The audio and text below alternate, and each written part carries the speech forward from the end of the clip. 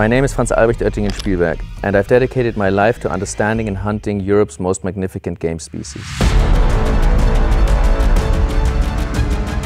Join me as I share my passion and field experience in the management and pursuit of my favorite five, where conservation, ethical hunting and sustainable management guide every decision we make.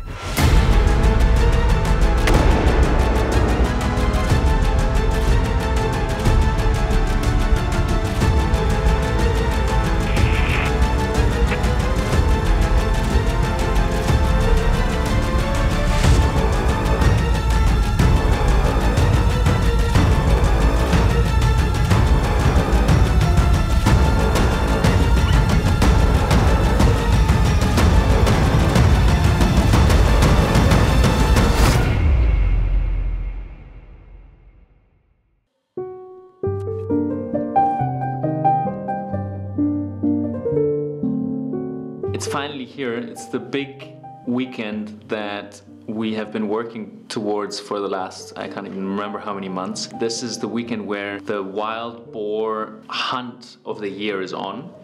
And you really start the planning at the end of a hunt like this last year. So we've basically been preparing for a year, and everybody's arriving. We have lots of friends and family around. It's the same group of beaters, the same group of dog handlers, the same group of bloodhounds, and everybody who's involved knows each other. Everybody's coming together. It's a very exciting time of the year, and what basically happens is that we bring in the yearly harvest of animals of a particular species, and in this case it's wild boar. So yeah, you can only plan as much to a certain point, and then you kind of have to roll with it and let the weekend unfold.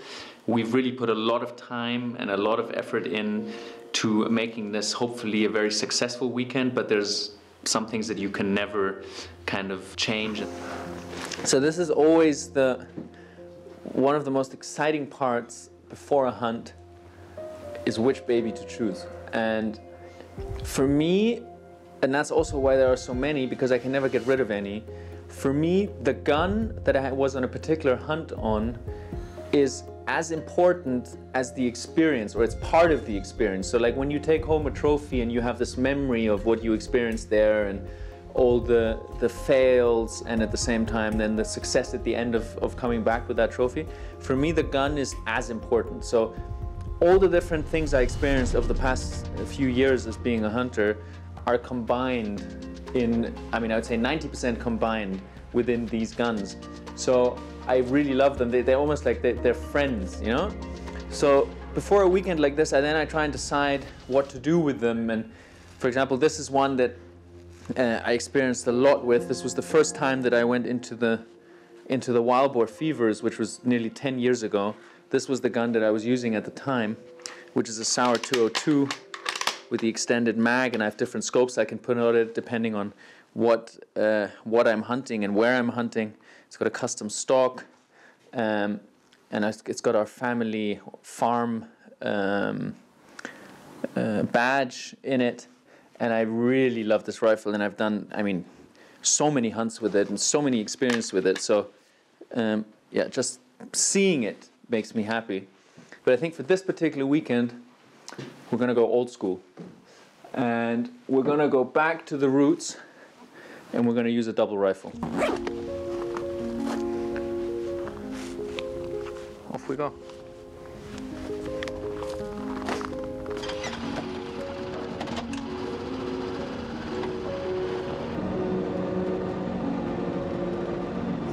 So we're just on our way to the shooting range, and I haven't shot with a double for a while, so I'm really excited to get back out and just get used to it again. The trigger pull, the reloading process. Check the weather forecast for tomorrow and the day after, and it looks quite promising. I don't think the rain is coming. So we've done all the preparations that we could possibly do throughout the year, and last minute preparations. And now it's at that point where you just have to let go, try and enjoy it as much as possible. Even if things do go wrong, there's nothing we can really change right now. And the best plan is to regroup afterwards and then think about next year. But yeah, it's an exciting time, definitely.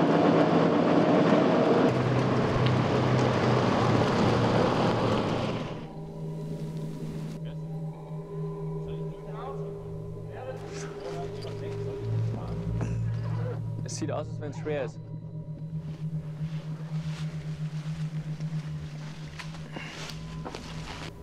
Hopp!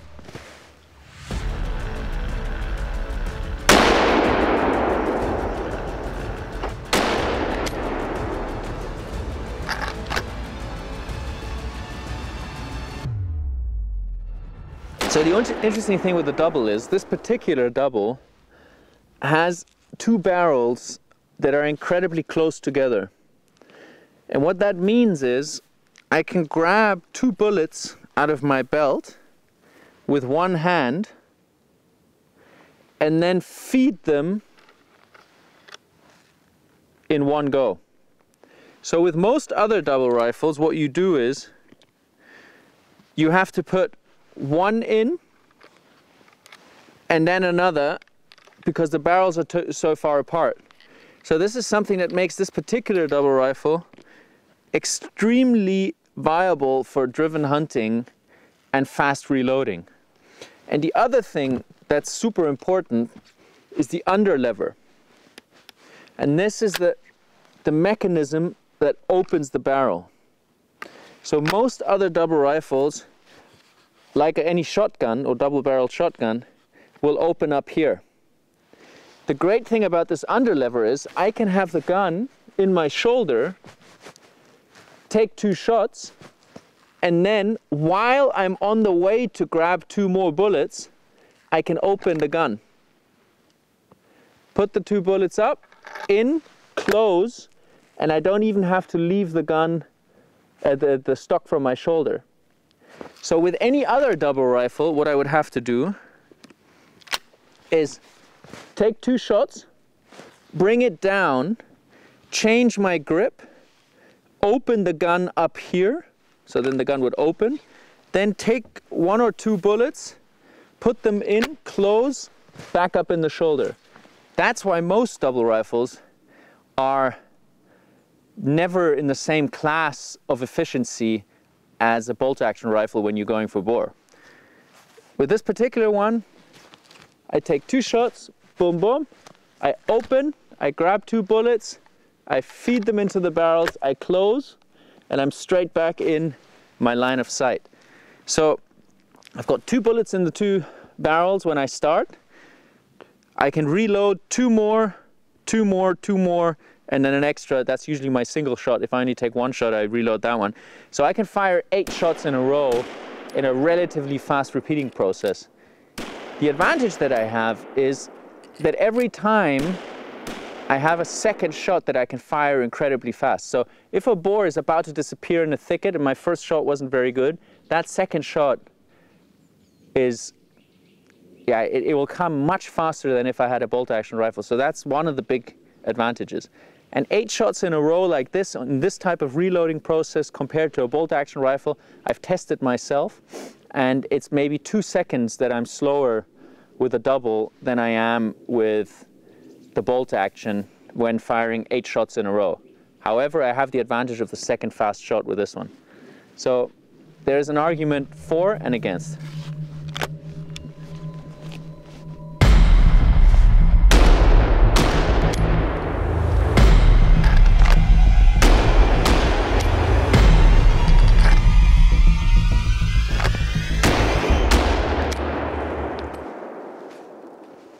Getting better.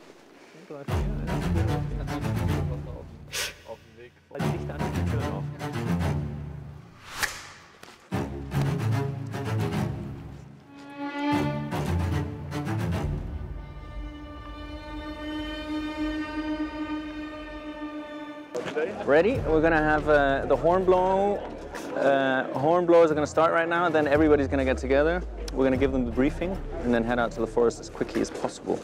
But this is where the excitement really starts. Like, you know, we get nervous whether everything's gonna work out. Weather looks okay, could get some rain, but otherwise, you know, all the planning, everything now comes together.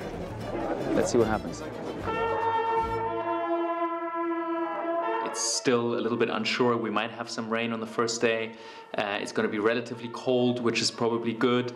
But those are just factors I don't even really think about because we can't change them. We've prepared all the stands, all the different strategies of how we're going to drive the drives, where the beach is going to start, where are we going to place the stands, which drives are we going to do first. We're trying to foresee where the animals are going to be at certain weather conditions, and therefore which wind direction will they run into, can we push them from one drive into the next, and all of that is really just to try and take off the quota of boar that we've been set by the state, that we get set every year by the state, but we want to try and take that off as much as possible on this weekend, to then give the animals the chance to roam around freely again without any stress.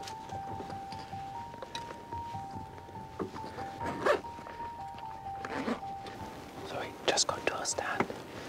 The day is finally here. And even after like 20 or 25 years of doing this at home and having these shoots, I'm still as nervous as I was on the first one. I don't know what to do. Like my heart rate's really up. The thoughts going through my head right now is everybody in the right cars? Do people know what to shoot?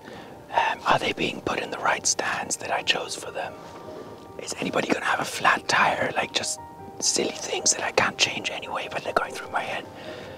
And I like to arrive really early on my stands when I'm at home, just to be able to hear how the cars are driving in, whether game is already, or animals are already moving. And even though the dogs are not going to be released for another 45 minutes, the drive starts now. We're allowed to start shooting right away. And animals, or boar especially, once the guns are being set on their stands, sometimes they can come out of the thickets and move from one thicket to the other, so we might be seeing animals very soon. I can see Dad's not in his stand yet. So, yeah, it's just so exciting after so much preparation all year round to finally have this day come about. And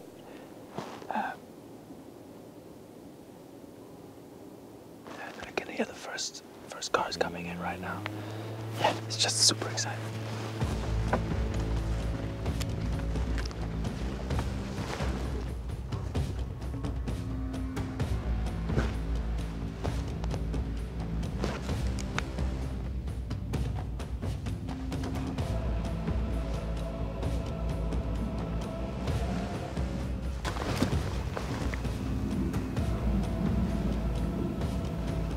I'm gonna try and let them come.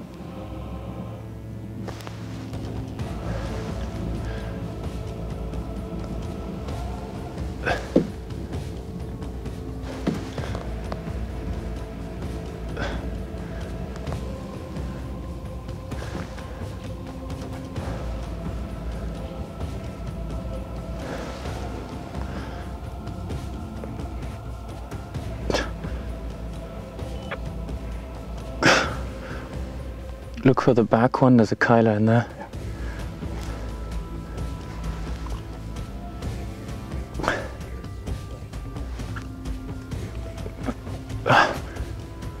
Kyler's number 2.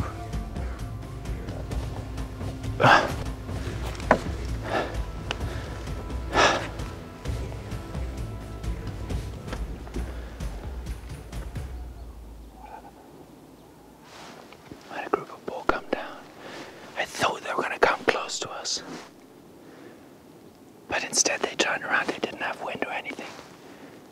I was thinking about taking a shot early, but then I thought because they were going to come close, I didn't want to scare them early.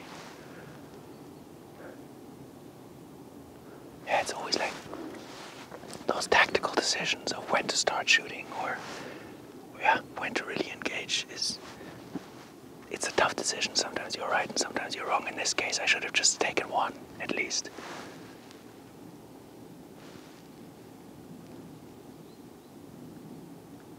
We'll have to see, maybe they come back. But there was a young Kyler in there.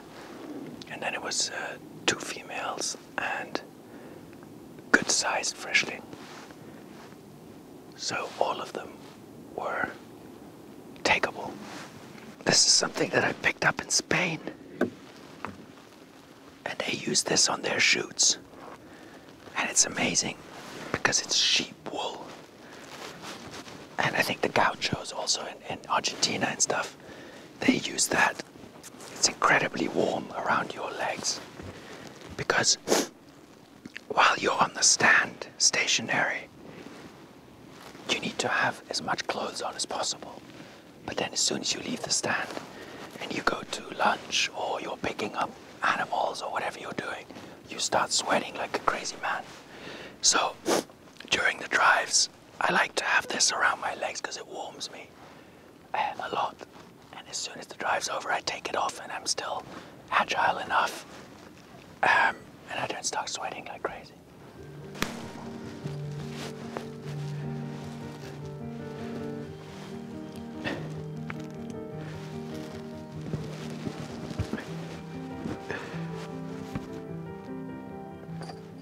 You also have a pocket for bullets here.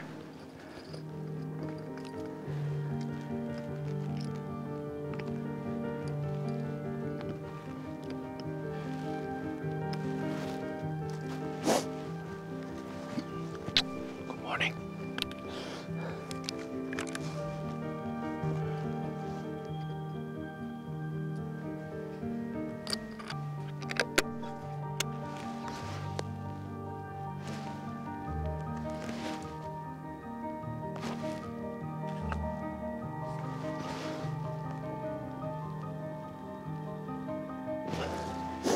Said. So I'm connected to all the different dog handling groups. So there's maybe 10 different groups of dogs and their handlers in this drive, moving into different thickets at different times and moving in from all sides. And I'm connected to all of them. And I'm also connected to most of the cars that are taking the guns in. So I usually know what's going on in the drive. And for example, if one of the guns has a situation where the dogs are cornering a boar and it's a dangerous boar because it's a male, if a kyler with big teeth, then I get a call via phone by one of my friends or whoever's on the stand, and then I can send the dog handlers in and we can prevent situations from happening. Or, yeah, there's like lots of different things that you'll see during the drive, when the drive unfolds, of why these things are really important. Especially also if there's an emergency, these things are incredible.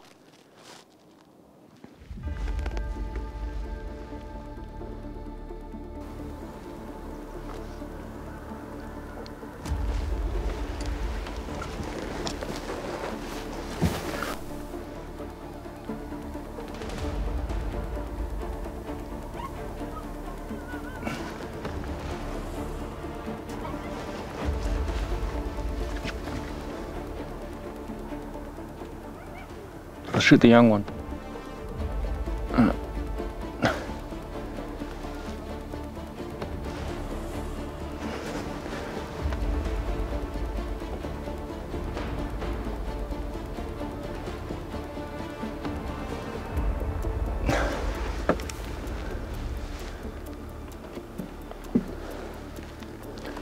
just didn't have a perfectly clear shot.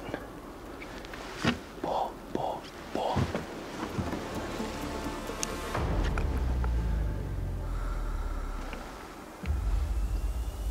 Coming towards us.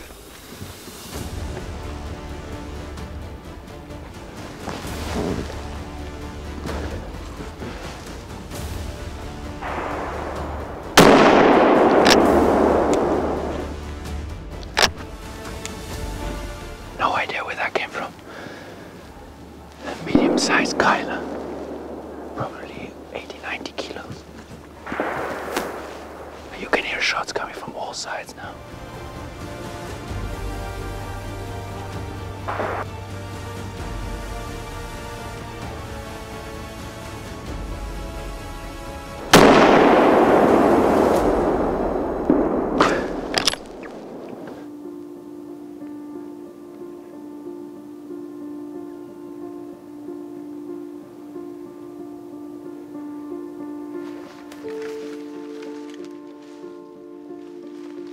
one small group of mouflon.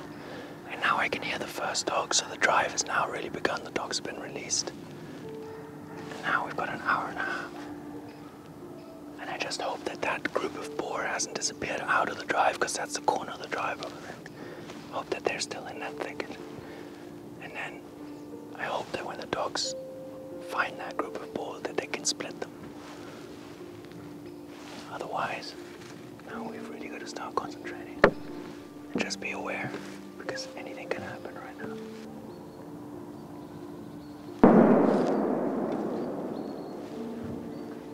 You can hear shots from all sides now. So boar are already on the move, even though the dogs have only been released a few minutes.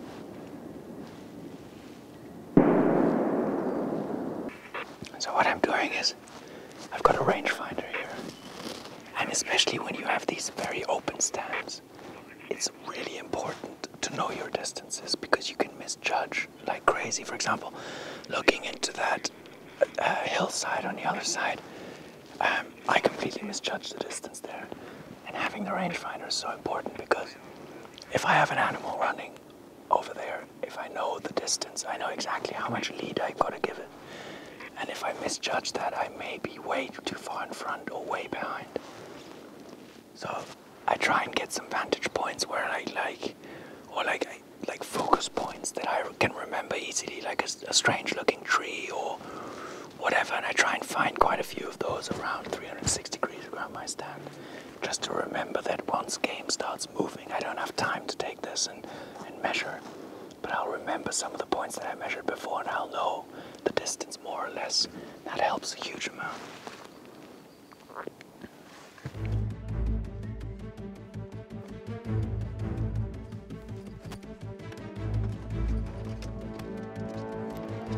This is just one of the beauties about road here. They have figured out how to be safe in one of these drives. And instead of just running like a crazy animal from one end to the other and just trying to escape, which would make them more viable for dogs to see them and then really chase them, what they do is they just find a little bit of cover, they stand in it, and they try and keep as quiet as possible. You just see their ears flicking and like trying to orientate where dogs are, where beaters are. And that roe deer may stay there for a long time in the drive. What the roe deer doesn't know is that it's also incredibly safe, because it's in the safety zone between me and my father. So it's double safe right now. But it's amazing to watch how they get used to this type of situation, and they remain in the drive all drive long, even with all these dogs. But they find a small spot and they just stay there.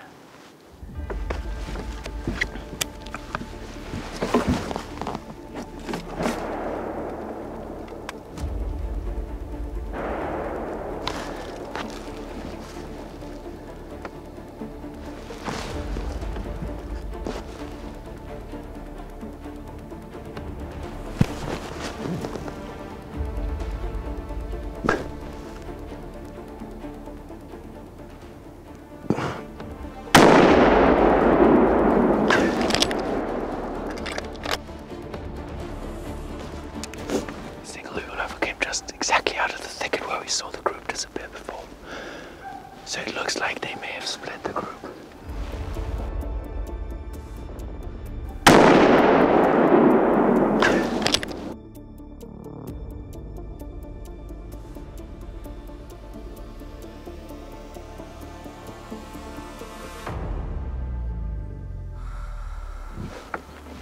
So we're just talking about the roe deer and how they can sort of remain in the drive and be safe.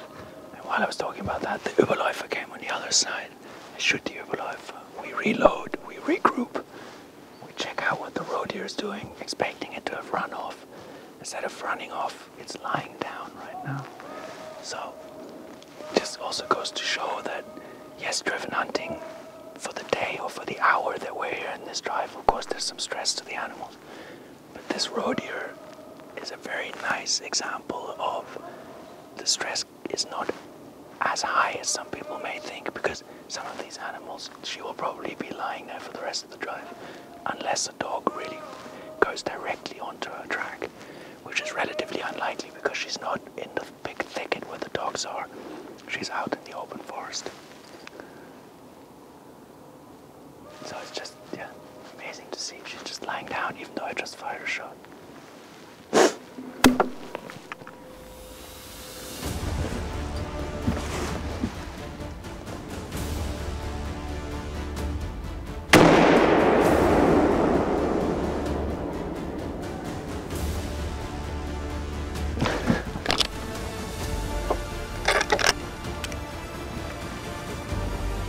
We had the dogs barking like crazy up in the big thicket, and a Kyla moved down, and he was just reorientating himself, standing there. Quite a long distance shot, and I didn't want to risk him turning back again like the first group did, so I shot. I had a good rest, felt comfortable. But now you can see the beauty of what happens is when the dogs split a group, because instead of having one big group come by, 1 or 2 guns that leaves the drive, this group has been split and there's single boar popping out of the thicket, and you have the chance to really take a few of those animals that you saw in the big group, which is fantastic because we're trying to take the quota off for this year. So the more boar we can take out of this drive, the fewer times we have to come back and shoot them by stalking. There's another boar there.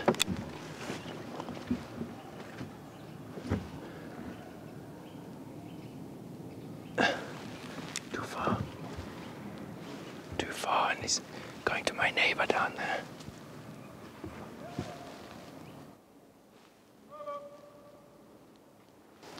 Our stand has been a little bit quiet now for some time, but there's been shots all around the drive, so it's not like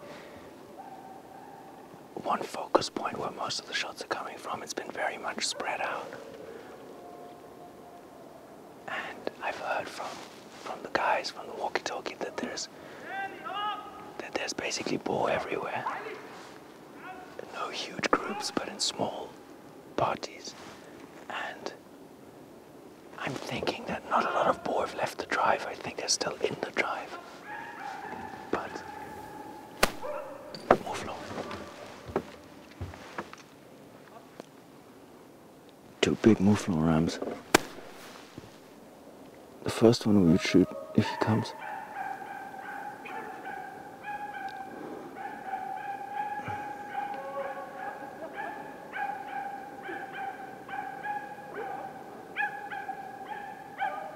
That's a big ram.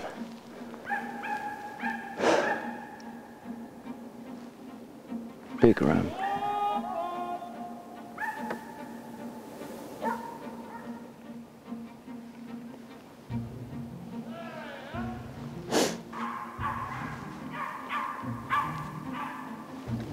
We're now in a part of the drive where basically all the dogs and beaters have left us and gone into different parts. And everything around us is quiet again. And I really like that time of the drive, because often then you'll see game trying to sneak away, or animals that have been hiding somewhere just coming out, and they think the coast is clear and then they try and move on. And we only have about 15 minutes left until the end of the drive. And yeah, I guess a lot of people would think that now the beaters are gone, I can relax. But this is actually one of the most interesting parts of the drive, so I'm quite confident that we'll still see something before the end. I just spoke to my dad on the phone, and he's got 2 boar down, and he said a fox snuck up in between his and my stand, and he saw it too late. I didn't even see it at all. And he couldn't shoot either, so that's nice to know. But that's like, even though we're looking 360 degrees all drive long, you still miss some situations because, yeah, I actually don't know why, but often you can't see it all.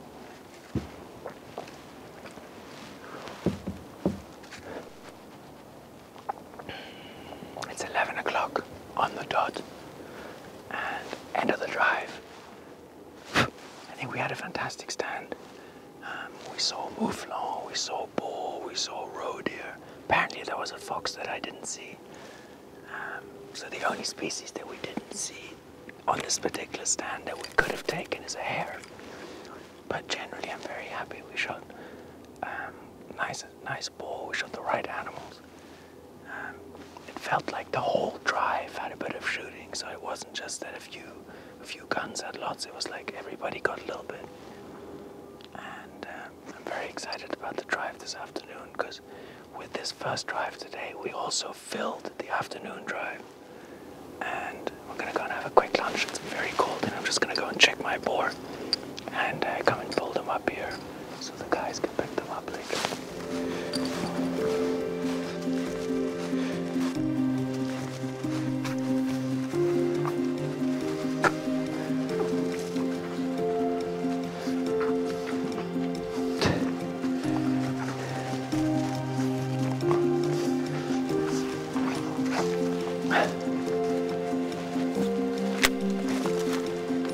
I actually think from the color of the boar, if you remember the first group that I couldn't shoot at, that went into the thicket, there was one male in that group. And from the color of the fur, I think that's the one. And the group got split by the dogs inside the thicket, and he came out by himself. He's not an old boar, probably 2 years old, but again, perfect boar to take, wonderful situation, very happy about it. So let's go and check out number 2.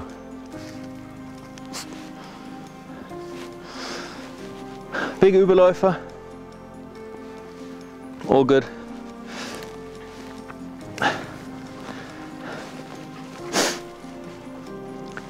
Right, let's go and check out number 3.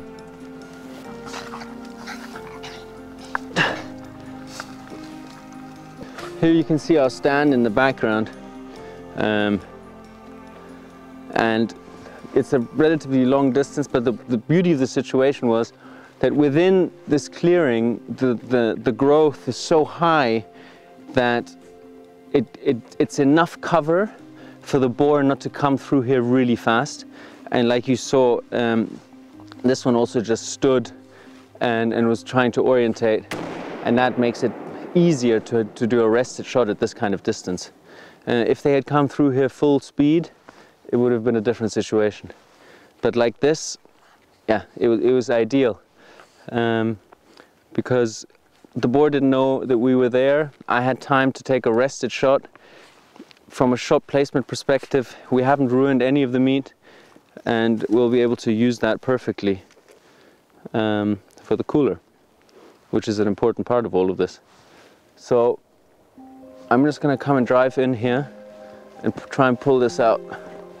It's not only about being one of the guns, it's, you know, the dog handlers have an amazing team of people, and they really enjoy their work, and they're extreme experts in what they're doing. So it's a wonderful team effort, and you feel you're part of this team. And it's not only as a gun, as one of the guns, I don't feel like I'm only part of that team of guns. I'm part of the whole team of everybody that plays together to make something like this weekend work.